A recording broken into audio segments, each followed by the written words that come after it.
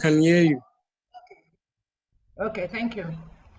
I want to welcome us to this occasion of the English Connect webinar. Just as the coordinator introduced me, I'm Gift Chidi-Onwuta.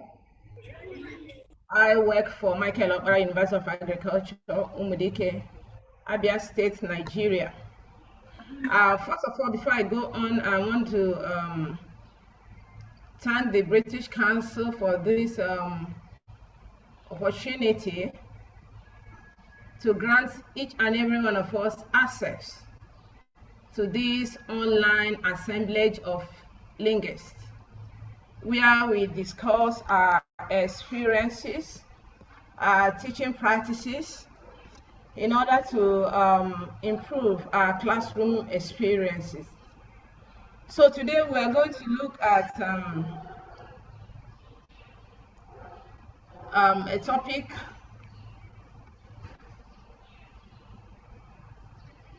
developing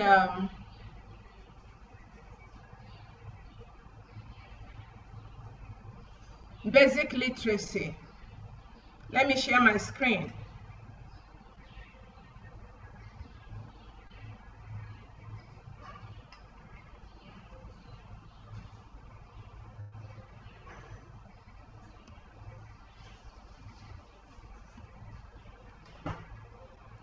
Okay, we are going to look at today developing basic literacy. I consider this topic very important because achievements in every subject in the school is actually dependent on students getting right, developing their basic literacy effectively. So for us to have a smooth flow of the topic, we're going to look at the outline. We have the introduction, the concept of literacy. We're going to look at what literacy actually means. We're going to look at why we're going to look at the basic literary skills and why they are important. We also look at the stages of literacy development and why they are important too. We'll look at the activities that we can engage to promote basic literacy. We'll look at the stages of literacy development. And I just want to tell us that there are other literacy types which we need to look into too. And we are going to summarize. First of all, when we talk about basic, as we all know, is usually used to describe things, activities, and principles that are actually very fundamental, on which other activities could be built upon. So in this webinar, we're going to highlight the basic language abilities learners must develop or acquire in order to function both in formal and informal settings. Looking at the concept of literacy, we see literacy as the process of acquiring skills needed for reading and writing. People have come up with different definitions of the concept of literacy. So to some group of scholars, they see literacy as any learning process that will guide learners to achieve reading and writing skills. Literacy is also the ability and willingness to engage with language in order to communicate meaning in all aspects of our daily living. So when someone can communicate in a particular language, you say that the person is literate in that particular language. Then again, literacy has to do with the process of preparing our learners to enter adulthood and participate fully in a democratic society. Now we're going to look at the the basic literacy skills that our pupils or our students would need to acquire. I want to believe that the audience is an inclusive one. We have some teachers in the primary, we have some teachers in the secondary, and we also have some teachers in the tertiary institutions. I would, as much as possible, try to, make all the participants benefit from this particular teaching.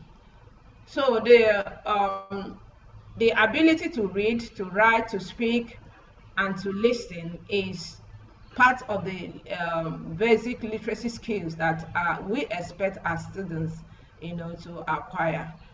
Then literacy skill, awareness of sounds, the phonemic sounds of a particular language, those distinctive sounds. We need to let our students know that it's not just beyond reading, and it's not just all about reading and writing.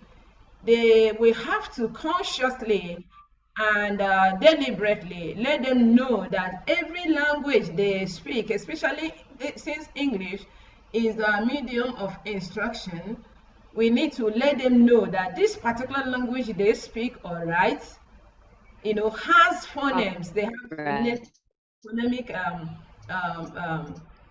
they have phonemes, and they should be able to manipulate these phonemes, either removing a particular phoneme, interchanging to manipulate phonemes. They see how the meaning of a word, can change by just removing a particular phoneme from a particular environment. So that's what we call phonemic analysis. So when we train our students to manipulate phonemes of English, we are still talking about literacy skill. Then the awareness of print is another literacy skill. They have to know that there is a difference between the spoken language and the written language. Understanding the relationship between letters and sounds is another literacy skill. For instance, students should be able to match letters with sounds. As we have there, look at the words we have there, chemistry. Even though it's preceded by a C sound or C letter, that letter C can be linked with K sound, as in chemistry, ch sound, as in chair, and sh sound, as in chef.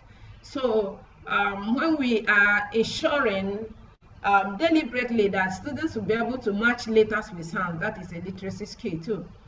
Then vocabulary development is a literacy skill. We must engage our students to develop their vocabulary. We have what we call active vocabulary and a passive vocabulary. Active vocabulary are those words that our students use in their daily communication. Passive vocabulary are those words that they are unfamiliar with. They don't play around, they don't even know the meaning of those words. So as teachers, we must be able to walk our students through from passive to active vocabulary. Then spelling is a literacy skill, engaging them on how to spell words correctly using mnemonics. We know what mnemonics is all about. There are those memory devices we engage to help them to recall large information, like acronym. We can use songs, we can use different other memory devices to help them to spell. Then we must walk our students through to know there are words that are commonly misspelled, and there are troubled words too, that we need to consciously let our students know that there are words that are commonly misspelled and there are some troubled spelled words. So when our students can spell words correctly, working them starting from 2-letter words, across 10-letter words and all that is a literacy skill. Finally, comprehension is a literacy skill. They should be able to infer meaning from any particular passage that is given to them. It's not just reading without understanding. So we ensure that any given test, that any test that are given to read, whether it's storybook or whatever, they should be able to understand and infer meaning from the passage. Now we are going to look at the possible activities we can use to promote sound awareness or phonemic analysis. Phonemic awareness is very important. We can use rhyming words, to help them to be conscious of different phonemes. Remember that phonemes are minimal unit, the minimal unit of sounds of a particular language, and they're distinctive in nature. So today we are going to look at the possible activities we can engage to help our students promote their phonemic analysis awareness. I have a word there, rack. It is a word that has 3 letters or 3 phonemes. Now, in order to engage them actively in phonemic analysis, we are going to remove the first phoneme, which is R, and change it with other phonemes in the same environment, in the same initial environment. And you are going to see how we are going to derive many words by just merely removing the first phoneme of that word rag and changing it with other phonemes of English. So it's going to be an activity which moderator would help us to break up. And then before we go into that breakup group, I want us to first of all have in mind that when we break out now in groups, I want every group to tell us how many words that can be derived by just removing the first phoneme R and interchanging it with other phonemes. So write down the possible words you can derive there. That's how you're going to engage your students in this particular activity. Then the second one is that we are going to look at the letter swapping or letter deletion. I've already provided some words there. Take the word still, stop, spring, glitch, and speak. What is the activity there? Delete 2 phonemes from those words that have been provided. Then which words can be formed after deletion? Which words can you form after deletion? I expect us now to break out in groups.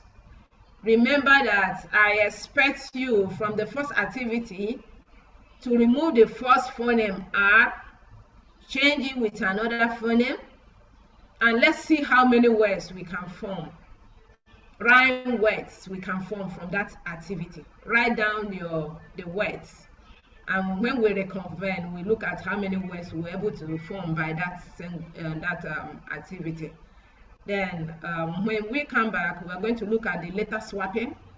Remember that we are going to delete just 2 phonemes from each word. We delete 2 phonemes from each word. Let us know what is left out. Our moderator, please, can you now help us to break out in groups?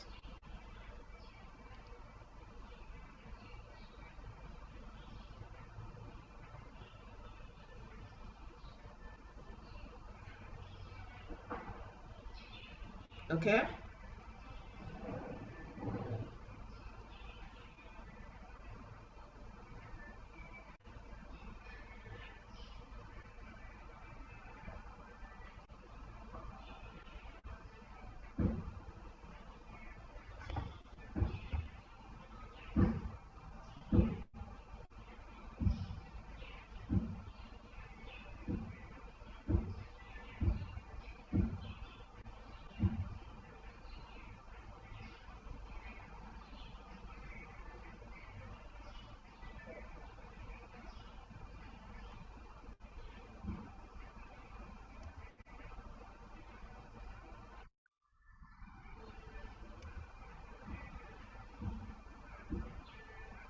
We have been given 60 seconds for that activity.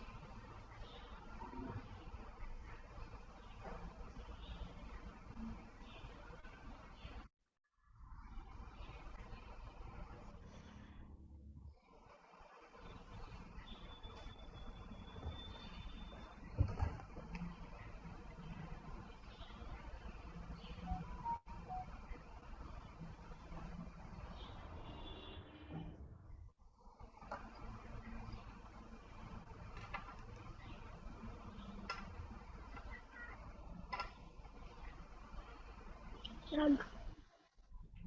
Nug. Tag. Bag.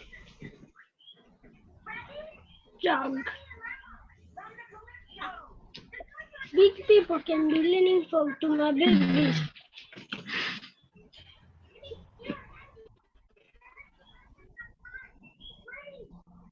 Mommy. Big people can be leaning forward to my baby. I'm for in baby class.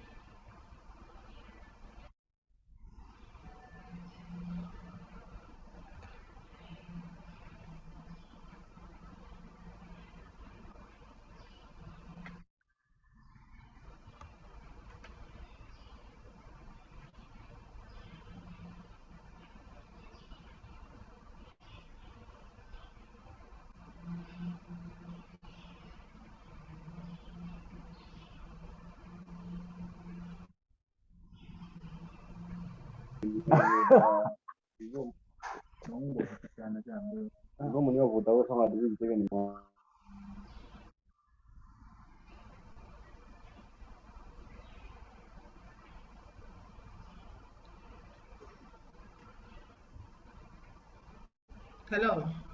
I think we should be through now. Yes, ma.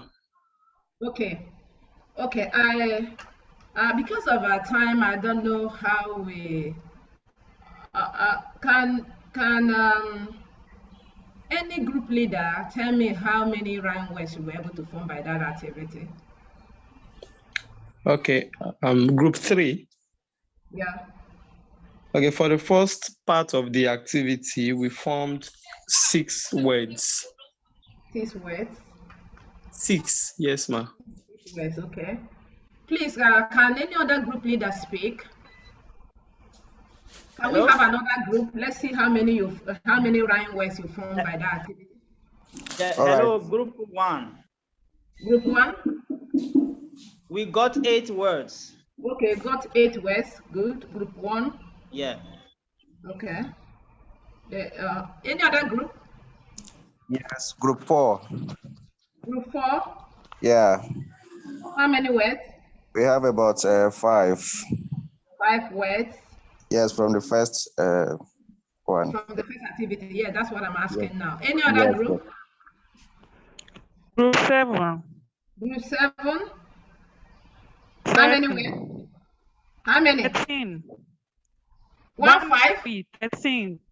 13. Okay, 13. 13. 13 rhyme words. Yes. Any other group? Okay. You've done nobly. You've really done well. I'm expecting you to get up to 16 rhyme words from that activity. 16.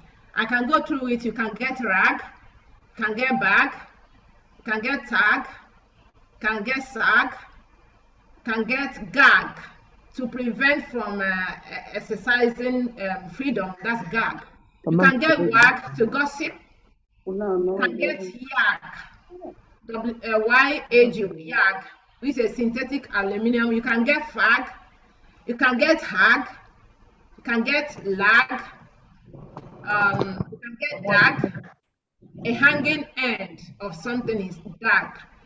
You can still get jag, a small load or a state of intoxication, yag. That is jag, JAG. You can still get zag, a sharp angle. You can get nag, to find fault incessantly. You can get mag, as in the back formation of magazine. You can get vag, that's a vagus nerve. So on the whole, you should be able to get something like 16 rhyme words. It's very interesting. That's how you can help our students to play around some of these phonemes. And as they play around, they'll be able to form meaningful words, and they would be able to form. Sometimes you find out that they will even form words that are meaningless. And by the time you ask them to look up those words in the dictionary, you find that they will not find it. Now let's go to the second activity, letter swapping. For the word still, which word were you able to derive? Let me call group 7. 4. Okay, 7, right? Okay, group 4. What did you get there from by deleting letter swapping? What did you get? Okay, from still we were able to have T there because we eliminated S and L. Beautiful. Yes, then from stop we eliminated S and P, we got 2. Yes. Spring we got ring. Ring, yeah. Yes, from glitch we got each, and then speak we got P. From speak you got what? Speak we got P, P-E-A. From the last word, which is speak, you say you got what? P. P.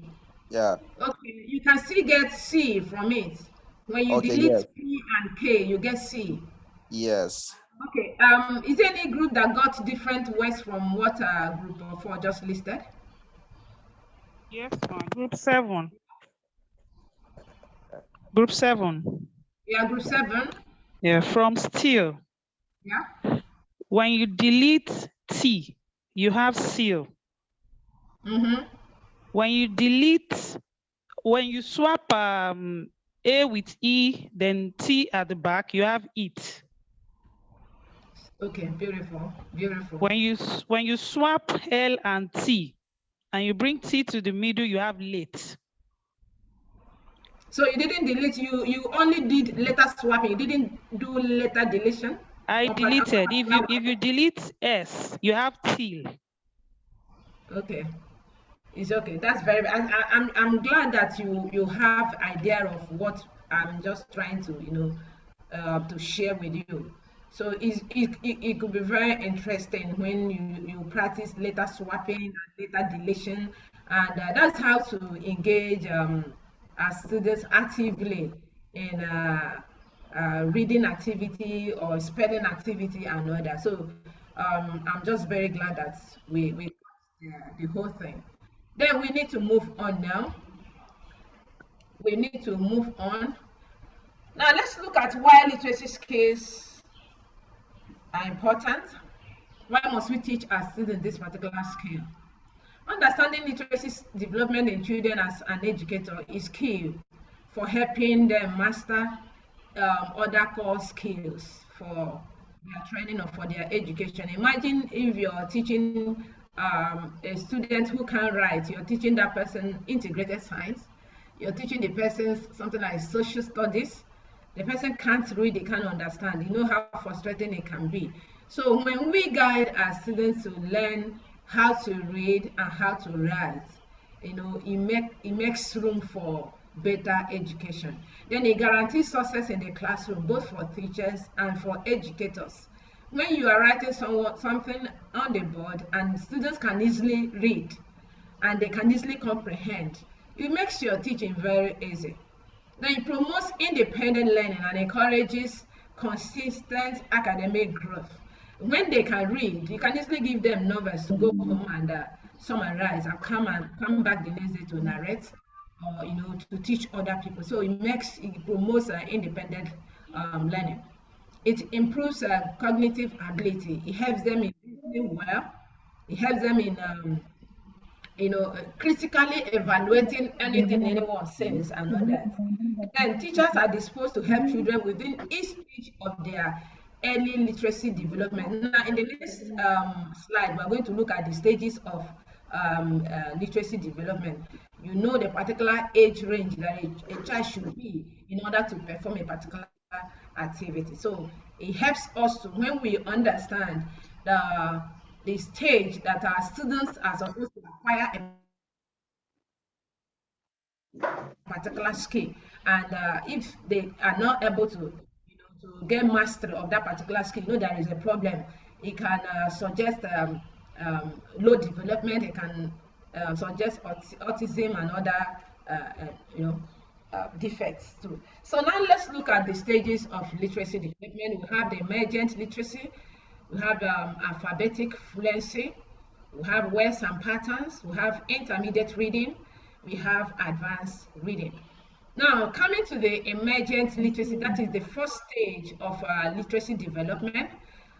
Students at the age range of 4 to 6 should be at this level. I'm not saying that there are students who can't attend this particular stage earlier. Some fast learners can attend this emergent literacy at the age of 3, or even at late 2 years, something like that. Then, for slow learners, they can attend emergent literacy even at the age of 8, 10. Then it suggests there is a problem. So at this stage, what are they supposed to know? Learners pretend to know, at this stage, they pretend to know how to read children's books. When you get a child between the age range of 4 to 6, you see them showing some levels of excitement, inquisitiveness to read. Even when they can't read that material, there is that eagerness to read. Ability to recognize first letter of their names. When a child's name is something like Joy, and he or she comes across a word like Jota, the child quickly tells you, this particular word begins with the first letter of my name and all that. An ability to recognize some letters and practically sound them. Any child at this stage should be able to read letters of alphabet, English letters of alphabet, and should be able to sound every letter, not chronologically anyway. Even if you bring Q, the child should be able to know that this is Q sound. Then ability to find words in their environment. Whenever they see any word, either print word or spoken word that they are familiar with, you see that excitement in their heart that I know this word. During this stage, children cannot read or write independently in the conventional sense. A child of 4 to 6, you cannot give the person a storybook to go home and read and come back to summarize, no, or narrate it, no. At this stage, they will not be able to read independently in the conventional sense. Then there are activities we can use to support the emergent literacy stage. Something like pretend play. We can engage them in trying to act out what they are not. The essence of literacy development is to make learning very fun. Let them just try to play around words, encourage them to play around words. Sometimes you get them to act out a little story or to narrate a little story in the classroom, and by so doing they are developing their vocabularies. Then play word games. You can have so many letters of alphabet that are scattered. They can connect the letters in order to find words. That is word connect. You can give them, can have word guess. You can engage them in scramble and other play word games. Then you can support them by singing. When you sing a song, they are learning new words from singing. Then you can still engage them in drawing. For sometimes you ask them to draw something, and you pretend as if you don't know what they have drawn, and you want them to explain what they have, drawn. By explaining it, they are engaging in language and developing their vocabularies and learning new words too. Then alphabetic fluency. This is the stage where children between the age range of 6 and 7 should fall in. And let's look at some behaviors you can find at this stage. They no longer pretend to know how to read. They read. You just give them material, they read it. Then they read out loudly, word by word. They have the ability to recognize some words and infer meanings. They finger point on words while reading. You don't expect a child at this age to read in his or her mind. No. Whatever they are reading, they read it aloud, and they finger point as they read along. Then admitting the ability to read certain words. At this stage, students will be able to read, but when they come across an unfamiliar word or a word they can't pronounce, they pause. There's this pausing. They look at you, the teacher, to help them out, in pronouncing those words. Then using pictures and context clues to figure out words. Context clues in this essence could be familiar words. There are certain words they can't infer their meaning. So, but then when you use synonyms very close to those big words or those unfamiliar words, you give them clue of the meaning of that particular word. Like something like idyllic. When you say the weather is idyllic, and they don't know what idyllic means, and maybe beside the idyllic, you use after hyphen, you use something like warm, sunny weather. You're just giving them clue of the meaning. So at this stage, we use context clues to, when you speak down your big grammar and you look at their faces that are frowning, you bring a synonym, to let them understand the meaning of that particular unfamiliar word. The next stage is what we call words and patterns. Children within the age of 7 to 9, fall within this particular stage. At this stage, they have stronger ability to comprehend reading text. At this stage, you can engage them in meaningful reading. You can be given a small literature book to go home, read, and summarize. And even when you give them they will be able to understand reading. Ability to self-correct. At this stage, children will be able to self-correct themselves, especially when you show the sign that they have not got that with their facial expression or whatever. You see them equally self-correcting themselves. Even when they read a particular word and they somehow misspell the words, and maybe you note, a rejection or whatever, they can self-correct themselves. Then less sound by sound reading. At this stage, children should be able to read in their minds. They no longer vocalize as they read. Able to recognize pop-up words automatically. When you write anything, even if it's not English, for those of us that are teaching in the primary school or secondary school, write a particular word they are familiar with on the board. You see them pronouncing it even when they are not asked to do so. Then less reliance on context clues. At this stage, children vocabulary development is better than at the previous stages. They'll be able to infer meaning, decipher the meaning of an unfamiliar word even without context clue. Then they have ability to spell and read that complex consonant cluster words.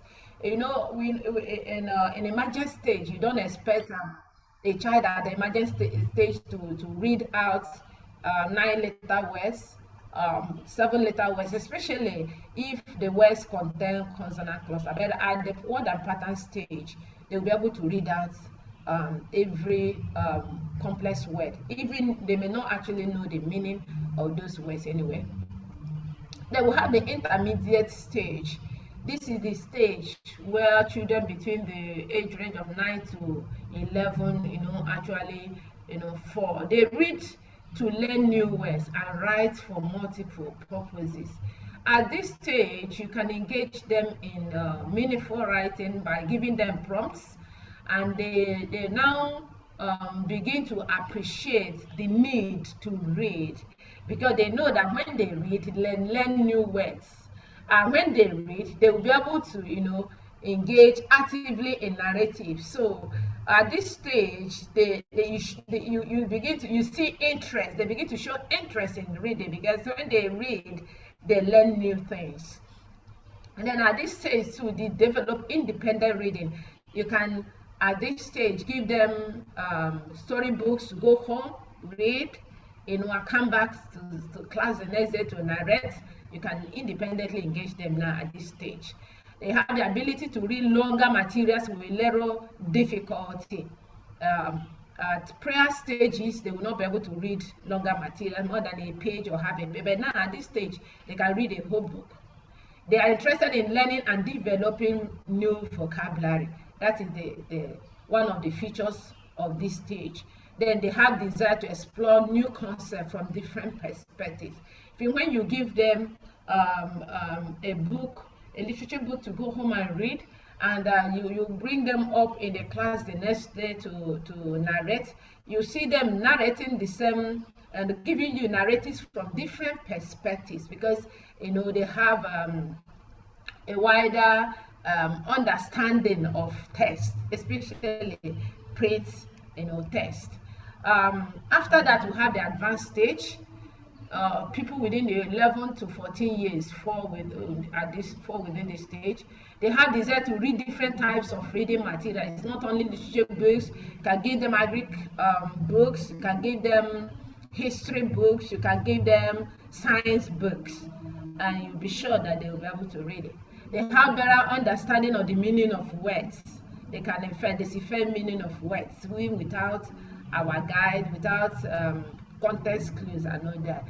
At this stage, they have the ability to understand and retain information. It's really amazing. Now that at this stage, they will read a material, they would understand, and they would, retain information and be able to explain, when they are called upon to do so. Then they make reading a tool for learning new information. These are the stages of literacy development. Then we still have other types of literacy skills, especially for adult learners and for teachers. We have what we call information literacy. This involves reading, researching, and writing. At this stage now, students should be at late secondary school, or for those of us who are teaching in the tertiary institutions, that is when they need to develop information literacy. They read, they research, you give them assignments, they can independently source for materials to do it, and they should be able to write. Then at this information literacy has to do with critical thinking and balanced judgment. Someone reads a text, he or she makes either constructive or destructive criticism of a given text, and you can give at this level now. You have balanced judgment after reading a particular text. Then information literacy offers opportunity for teachers and learners to learn new information, reach conclusions, and express informed views. When you come to the level of information literacy, you can search for new information on web, you can on books, on print books. You can read and come up with solid conclusions, and you'll be able to express your views. Then information literacy helps teachers and learners to engage what they read and draw thought and opinions from them. at this stage now, both the adult learners and the teachers will be able to actively, read a particular thing, no matter how abstract a material is. They will read it and they will have their own opinions to form after reading the text. Then we go further to what we call digital literacy. Digital literacy is very important for adult learners. It's still very important for teachers. Ability to use technology effectively for a purpose. Today we are, sharing our experiences and we are sharing knowledge because there is a facility, there is a technology that is provided for us to, share our experiences across countries. So we should be able to engage at this level. Digital literacy, students, especially adult learners, should engage some, ICT in order to facilitate learning. They do not depend on what the teachers are giving them. They should be independent learners. Sometimes some good ones, very intelligent ones, can even source materials and come back, to challenge the teacher in the next class. So that is digital literacy. The literacy skills we acquire when we are digitally literate include: one, researching on the internet. We must engage our students too in this, learning skill to ensure that they go home, use their internet to source for materials. It can include blogging, evaluating web resources, using social media sites to source for material, and using search engines to source for materials. We have what we call media literacy. This has to do with understanding different ways information is produced and disseminated. Today we can use our tweets, we can use Instagram, we can use blogs and other social networks to communicate with people across our environment, across our environment. So that is media literacy. And the forms of media literacy include tweets, podcasts, blogs, videos, ebooks, social networks.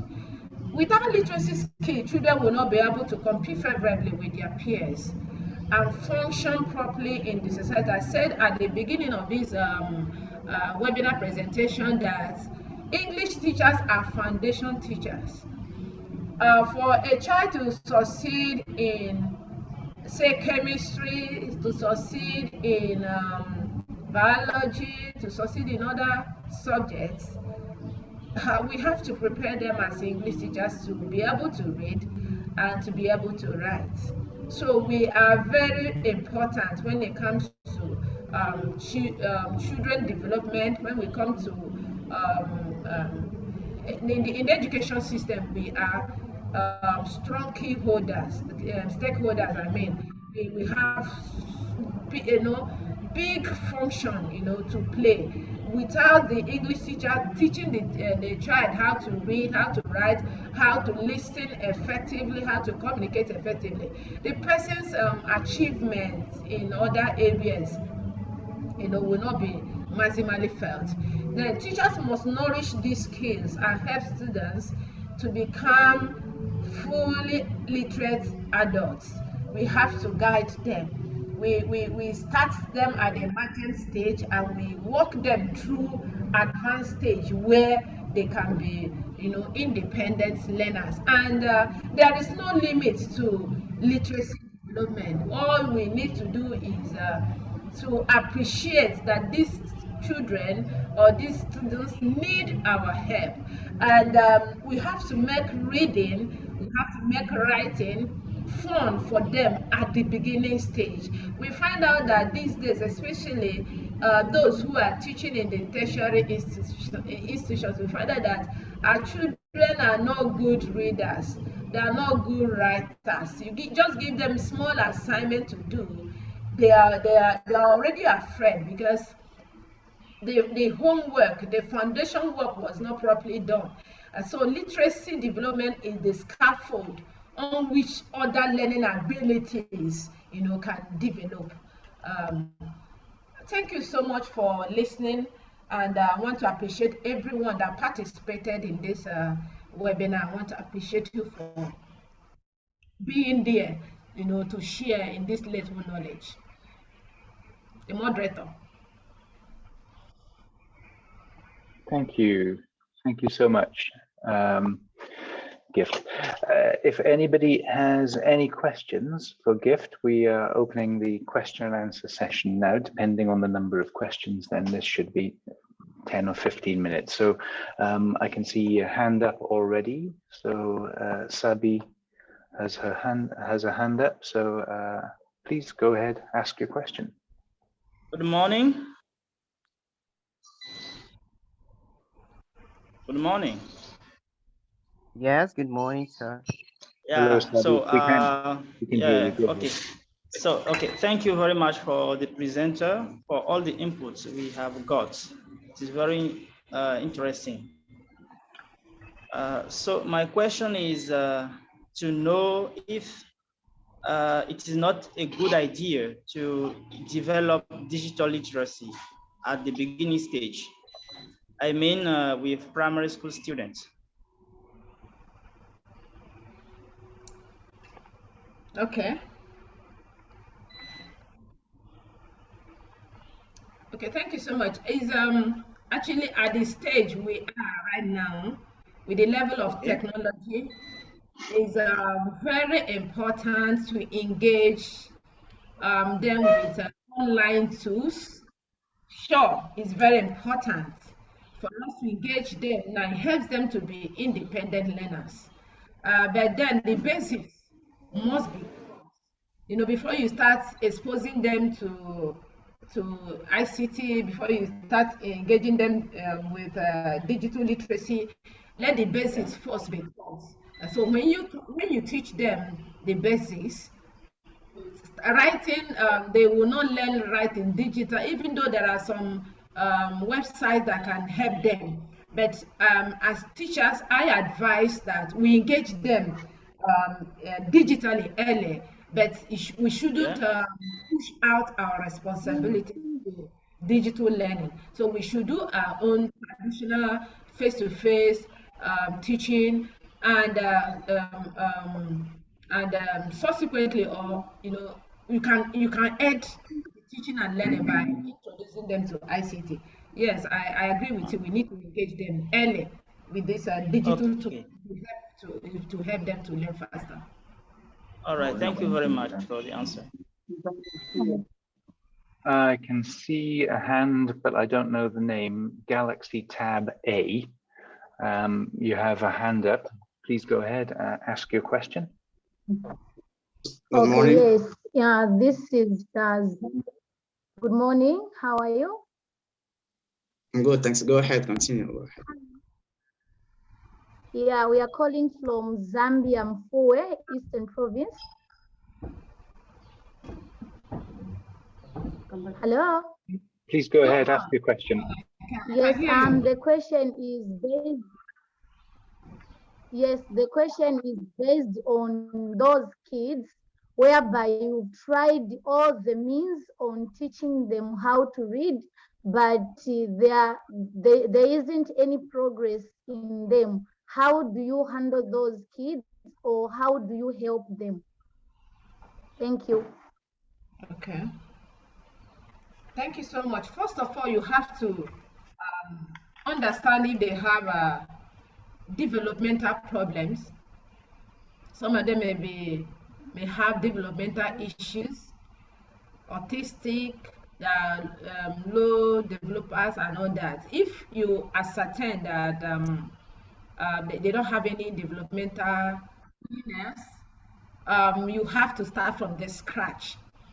You may say you're teaching a child in primary 5, for instance, who should be able to even read out or sound out complex words, and you find out that the person can't even read 4-letter words. You have to be patient enough to walk the person through 2-letter words. That's the problem. It means that the foundation work was not done properly. So the person has transited or has come over to your own class when the foundation work was not properly done. So you are going to do the foundation work and do your own work. So it calls for patience. It calls for patience, and you have to engage the person with different context clue. You can use songs. You can start from 2-letter words. A child who can't read 2-letter words, engaging the person with reading abstract words, you're just wasting your own time. So start them with 2-letter words.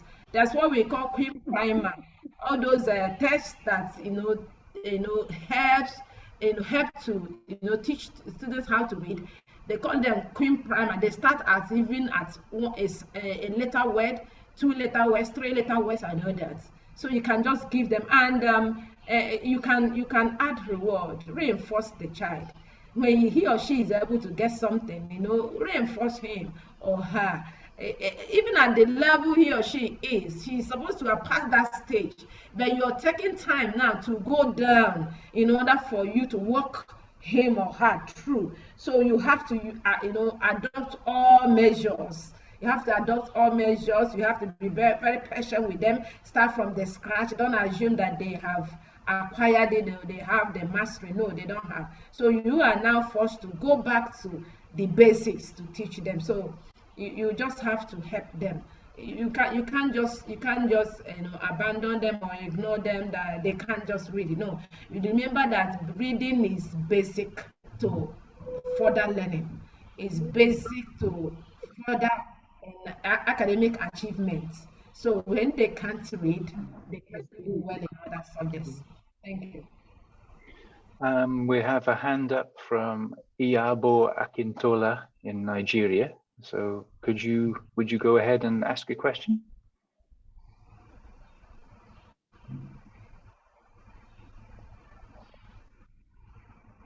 Iyabo Akintola?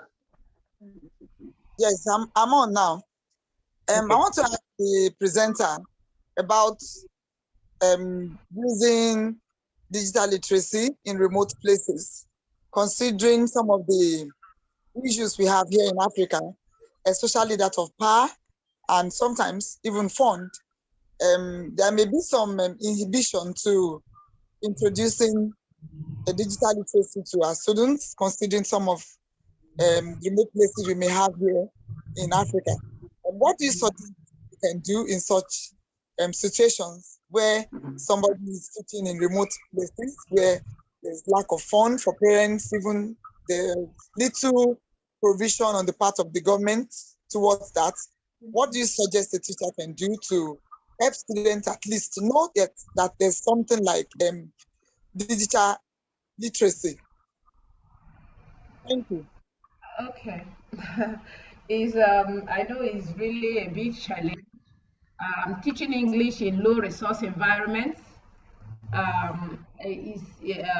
poses a great challenge. I must tell you that you're teaching in a village that has no network, and you're telling the child to use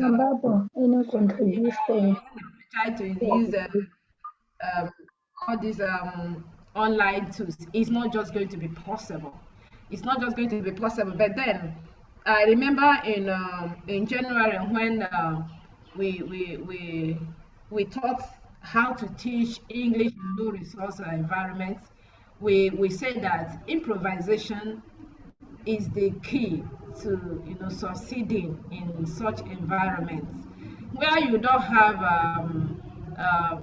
network coverage. I mean, you are not a big institution to come and install it. So what do you do in such situations? You need to improvise. You need to improvise. I have even taught in environments where children don't even have the test. They don't have the test, the literature test. So in a class of let's say 50, I teach in Nigeria. I taught English in secondary school, even in remote areas. What do you do? I remember those days. We used to, with the permission of the school management, you would ask them to give up their snacks fee. It was as that bad, snacks fee. If they can give up their snacks fee for 2 or 3 days or 2 or 3 weeks, you gather it, you'll be able to buy literature books and share. So whenever you want to teach literature, with the number you're able to get from with their snacks fee, you now share amongst them. So yeah, but there isn't much you can really do with digital literacy when you're teaching in a remote area. So you have to maximize the emergent literacy, the word and pattern and all that. And time will come when they will come up to this level where they can access digital literacy. That's all I can say about that. Okay, thank you, Gift. We have a question from Aundover, who's been waiting a while to ask a question. So please go ahead, Aundover. All right, Hope sir. I pronounced that correctly. Yeah, you're correct. You're correct. I'm calling from Nigeria. Mine is on this status of literacy, particularly the alphabetical. You can speak. You can speak a lot. I can't hear the speaker, please. Okay. I said mine is on this stages of literacy development, particularly alphabetic fluency. When you say the students have to rely on the hint clues, most especially when you are dealing with words that have consonant clusters. And it reminds me of this consonant cluster, where you have to deal with diagrams and lengths. So to a beginner, when you are teaching consonant cluster and then you have you put in mind diagrams and lengths, are you going to consider the graphing so you are going to sounds? Sorry, Aundover, we can't hear you. We can't hear you. I couldn't hear you. Please, can moderator, were you able to hear him? Let me. Stages of literacy. Can you hear me now? Yeah. Yes. Okay. Under these stages of literacy development, particularly alphabetic fluency. Okay. You said the learners will have to rely on hint clues, most especially when you are dealing with words that have consonant clusters. So I said, when you are dealing with this consonant cluster and then you come across something like diagrams and blends, how are you going to decipher that to a beginner? Are you going to consider the letter arrangement of the words or the transcription of the words, that is the sounds? Okay. If I have heard you correctly, it all depends on the age of the students. It all depends, but I feel that the best way to teach consonant cluster, first of all, let them actually know that there are letters involved. You have up to four consonants in a particular word. They have to appreciate the letters that are involved in the letters that are there in that particular word. Then as you are progressing, you teach them transcription. You know, one thing is that if a child is in primary school, it's not really easy to teach transcription. But consciously, they have to be able to know that a particular letter matches to a particular sound. You know, that conscious effort to know that when a letter matches, you can match a particular letter to so sounds. The earlier you start it, the better. But then you have to marry the two, both teaching the letter words and teaching transcription. But if you discover that transcription is posing difficulty, making them be afraid of that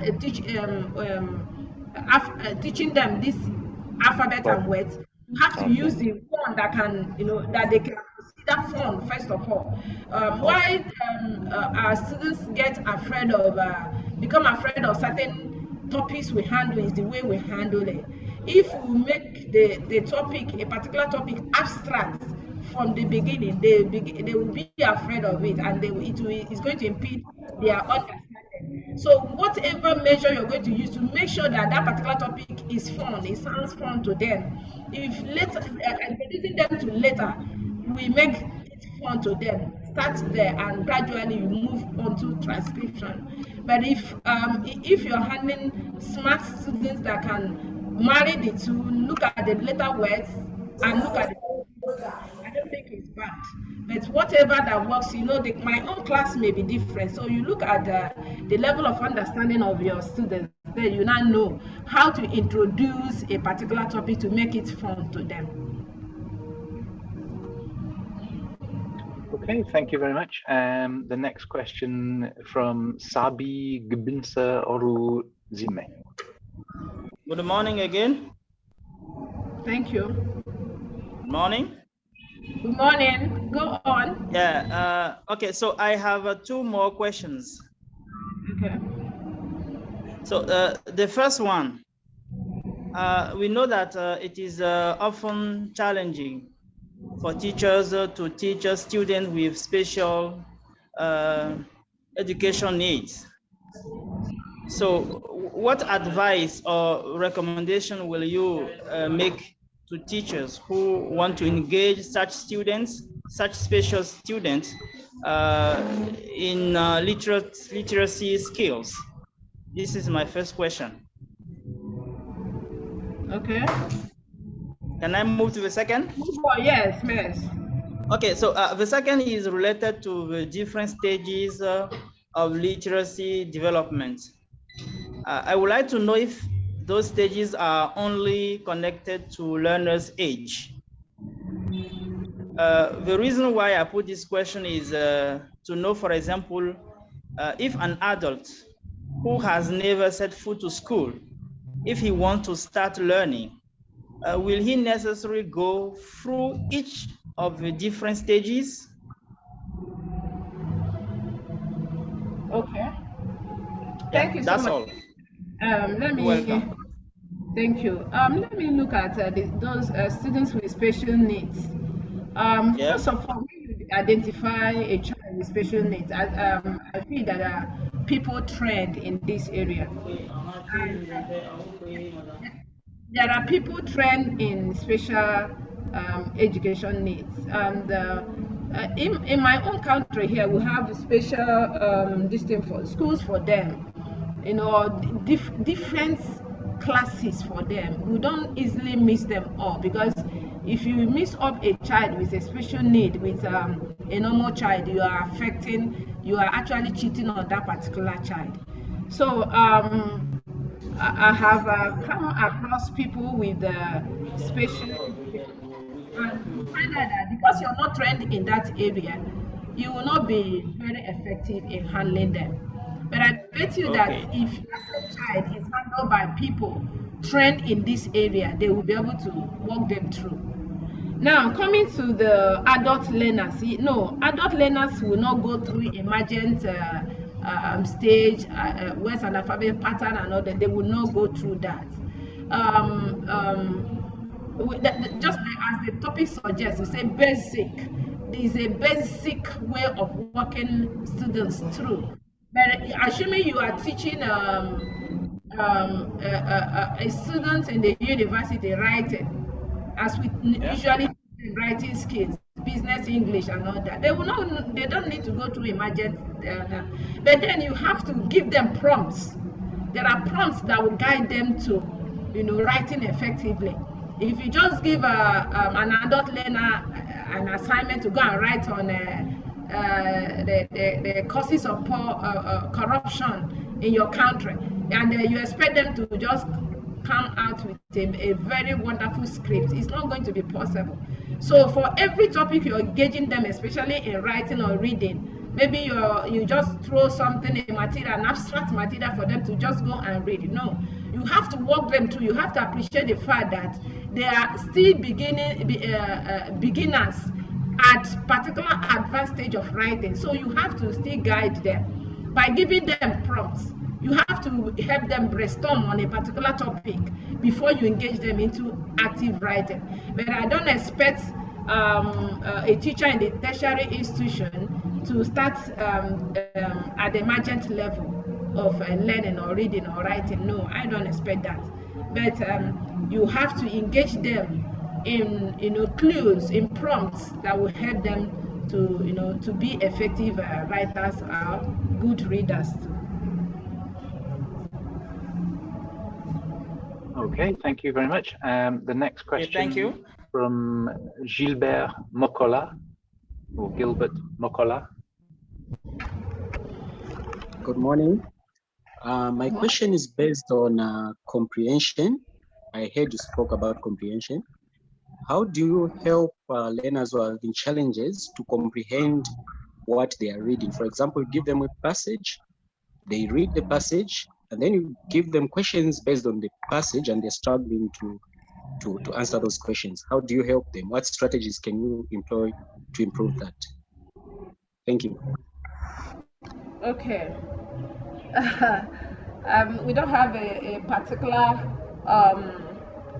way of teaching students comprehension, but then, just as I said, the ability to infer meaning from any particular passage, you find that sometimes you guide them, you have a passage and you have questions for them to treat thereafter.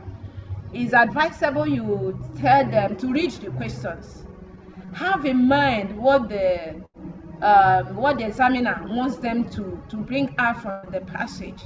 So let them not just go into the comprehension passage. First of all, read the questions, understand the questions. When you read the questions and understand it, when you are reading the comprehension passage, you will not be able to identify, what the examiner really wants you to do. Sometimes you can have your pen, you tell them to get their pens and underline each of these sentences that would possibly answer the question of the examiner. And then I used to tell them, depending on the level of students you're teaching, you find out that when you have a comprehension passage, the first question, you definitely identify it in the first paragraph. You definitely, well, where the first and second questions will come, the questions will just come the way the passage is structured. So the first and second questions will the answers may be found on the first paragraph. So you really teach them, first of all, to understand the question. You teach them to understand, and that's why I said the issue of using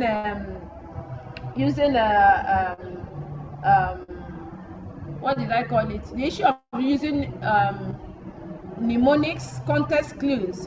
Sometimes a child sees a particular word that is unfamiliar to him. He doesn't know. He's already put off by the presence of that word in that passage.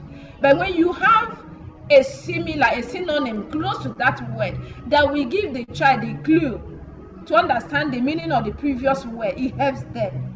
So I won't really say that there's a particular fixed method of teaching comprehension, but then helping them to calm down.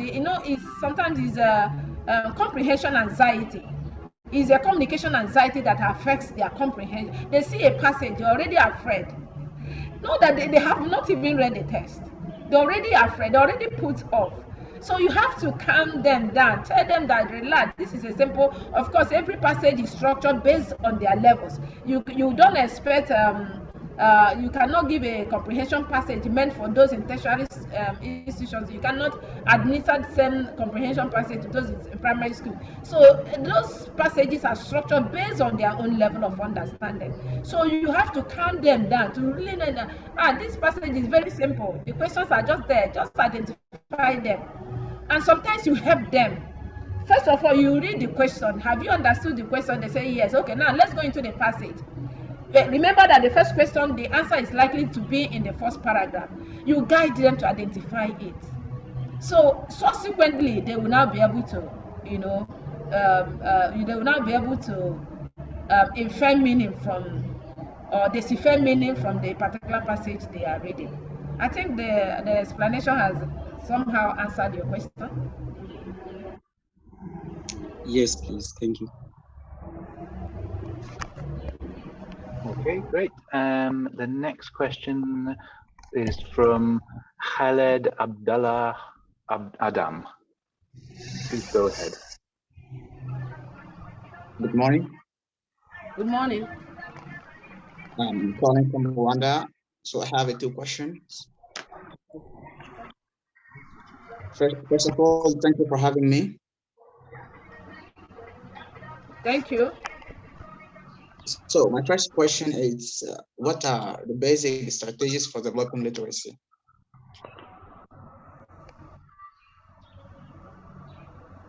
Basic strategies. Yeah, for the doing literacy. This is the first question. Okay, first of all, we are looking at you're asking for basic strategies to teaching writing, to teaching reading, to teaching speaking, to teaching listening. I want to take it from that perspective. Remember that something like listening and speaking, these skills start from the informal setting. A child learns how to listen as young as 3 months, 4 months, and speaking too. The child even sometimes starts speaking before he or she starts coming to school. They are there. But then when you come to all those secondary skills that are learned or that are acquired only in the formal setting, I would say that the first strategy is to make the learning environment comfortable and safe for the child. A child that needs to read or write has to know that he or she is safe in the environment. So once the environment is there, the safe environment is there, then you engage the children in stories, narratives, songs, all these mnemonics that will help them to, to develop reading and writing. You have to engage them. You have to make them know that reading and writing are basics to help them achieve academic excellence in other areas or even in future. So you, the teacher, you have a lot to play. You have to make the teaching and learning learner-centered. Don't dominate the class. Don't just go writing. When you give them exercise, do it together. Practice it. Practice is the game. You keep practicing. There are ways. Pretend play. Engage them in music. Engage them in songs. Engage them in narratives. As you're doing so, narratives, help to build their vocabulary, which they need in writing, which they still need to decipher meaning of a particular passage. So I would say that the most important thing is to make the learning environment safe for the child. Have passion to walk them through these skills. From the basics, you see them graduating and moving on. So that's all I can say about that. Engage all the possible strategies. Group work, engage them in group work. You give them something to develop. Let them break them up in smaller groups. Let them go and brainstorm and articulate the ideas and write and present to the class. You have engaged them in group work. You can use narratives. Give them something to read, depending on the ages you're teaching. Give them something to read. Come back and narrate. You can still break them out in groups. Let them read different stories and come back and narrate. You get them in pretend play. Engage them in songs and all that. We can have as many as possible strategies we can use in teaching this basic literacy. Okay, thank you. And another question, one of the final questions now as we're running over time. This one from Scholastica Amadi.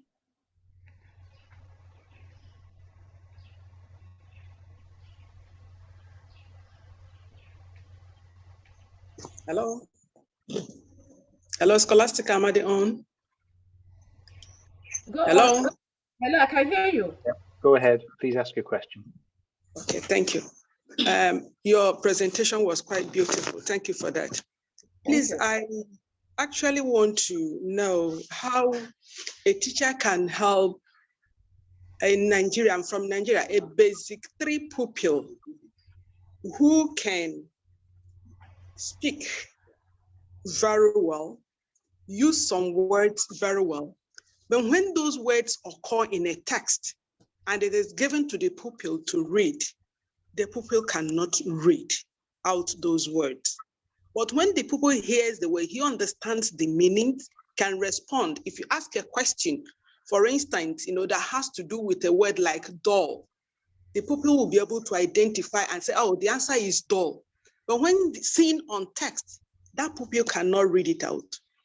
A teacher that finds himself or herself in such situations, what does he or she need to do to really help that pupil? Because from all indications, the pupil knows the word but cannot read out.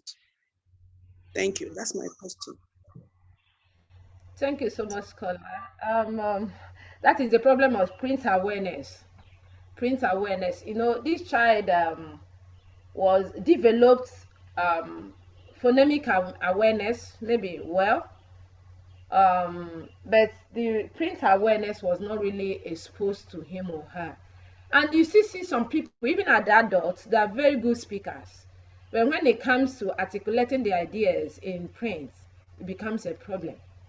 So for me, I feel that going down to tests for those in basic 1.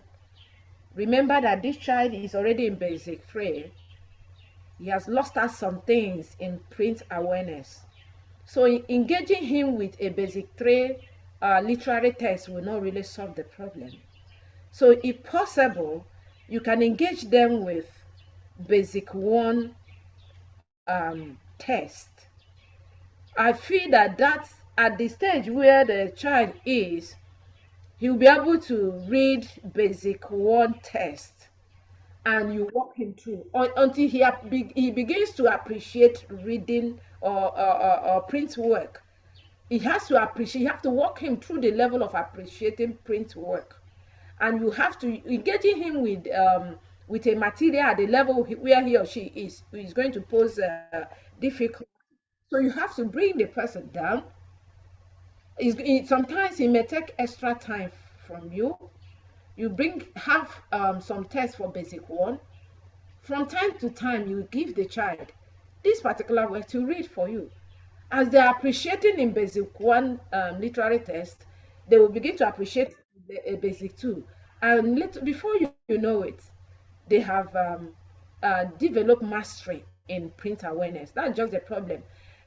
Some students are very good with spoken language, but when it comes to written language, they are not there. Some other people too in the university, we have seen people that are very good in writing.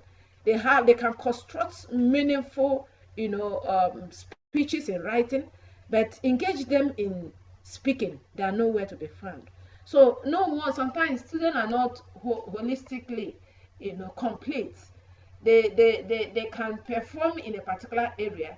Even some have problem with listening skill. So we have 4 levels of language study. If you're lucky, your students are just good in all the 4 levels: listening, speaking, writing, and reading. Good for you. You see, you come to some schools, you find out that some kids are good in speaking. They are not even good in listening. They are good in writing. They are not good in reading. So you have to remedy. You have to explore all the possible strategies to engage them in that particular skill where they are deficient. For me, I said that bring them down, give them materials that are below the level they are in. I'm not saying that you should leave out completely, bring them down to basic 3, because the parents will not allow you to bring them down. But you can still get basic 1 materials. At your own leisure time, you engage them with those materials. It will take you your private time. You have to walk them through until you begin to appreciate the level, where they are in terms of reading skill. That's all I can say about that. Okay, thank you. We'll have 2 more questions as time is going on. The first one from Hamed O Lawal. Hamed O Lawal. Yeah, thank you very much, Ma. I'm all from Nigeria. Thank you very much, Ma. Actually, my questions have been answered indirectly. I would like to appreciate your presentation. It has helped me in understanding my student, like in the sense of, okay, what every student needs to know at a particular stage. And with the classifications you've given us, I will be able to place my students in the right level, looking at the criteria. So thank you very much, Ma. The Thank you very much. presentation was wonderful. Thank you. Thank you, Mohammed. Thank you. Okay, we'll go over to kindness. Kindness Ike.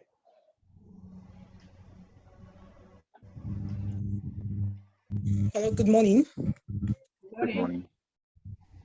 Thank you very much.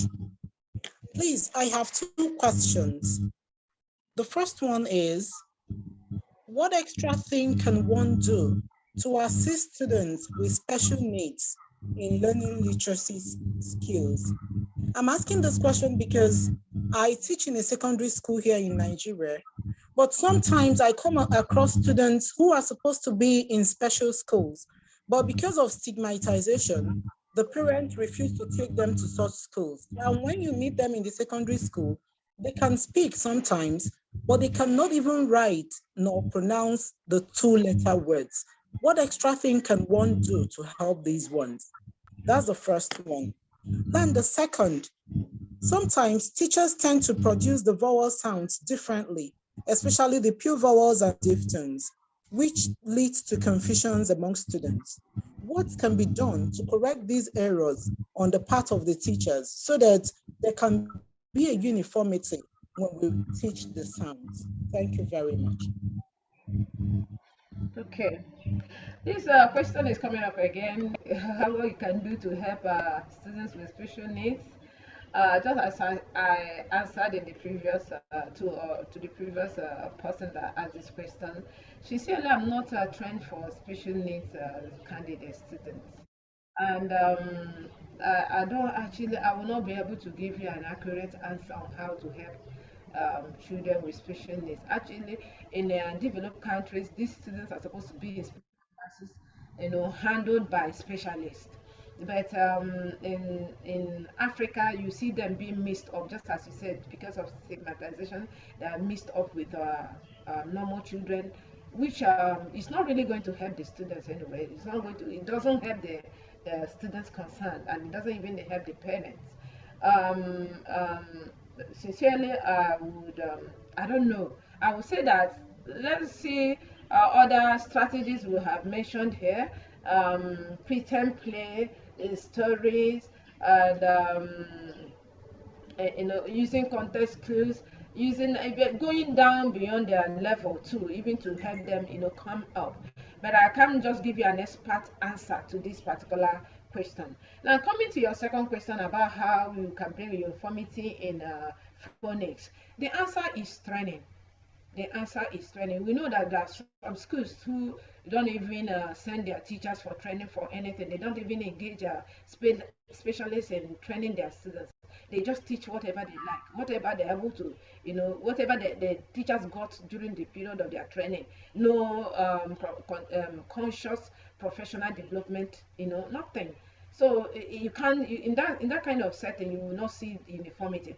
But I would just want to say that if you really want to achieve uniformity in phonics and phonemic awareness and all that, the answer is training. And I want to appreciate the British Council for this effort. In gathering all the linguists across Sub-Saharan Africa to train us on a monthly basis. And by so doing, we can be improving. So, but my only answer for your second question is training. The management of those schools should engage their teachers in continuous professional development in any particular area they want them to. Without training, even those of us that teach in the tertiary institutions, without researching, without going for conferences, workshops, you cannot improve in your classroom practices. So training is the key. Training is the answer. Conscious training. No one knows it all. As we consciously train ourselves, we get better and better, and we improve our classroom management. Thank you so much. Okay, and the final question, as we've gone over time, will be from Obed Zambia. Obed Zambia, please go ahead.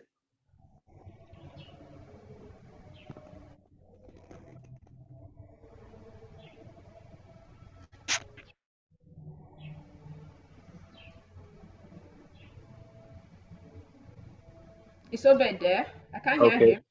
Okay, let's move on then to the last question from Ibrahim Mohammed. Ibrahim Mohammed. Good morning, everyone. Thank you for being part of this interesting webinar. I have just joined this program at exactly 11 a.m., thinking that it's 10 a.m. GMT time. So actually, I've missed a great part of this webinar. Actually, I'm a vocational English tutor in one of the African countries, Niger, where I teach some French students how to speak English. So please, I would like to have present a copy of this presentation so that I can go through it, or if there's a recorded video so that I can go through part of the program. Thank you very much. Thank you, Ibrahim. The recording will be made available afterwards through the British Council's YouTube channel. Okay, thank you all very much. We have gone over time quite considerably, but that's because it was so interesting and you had so many questions to ask. So I thank you again for your participation, and a virtual round of applause to Gift for a fantastic presentation. Very interesting, very pertinent. So we thank you very much, Gift, for the effort you put into this. Thank you. Thank you so much, Nev.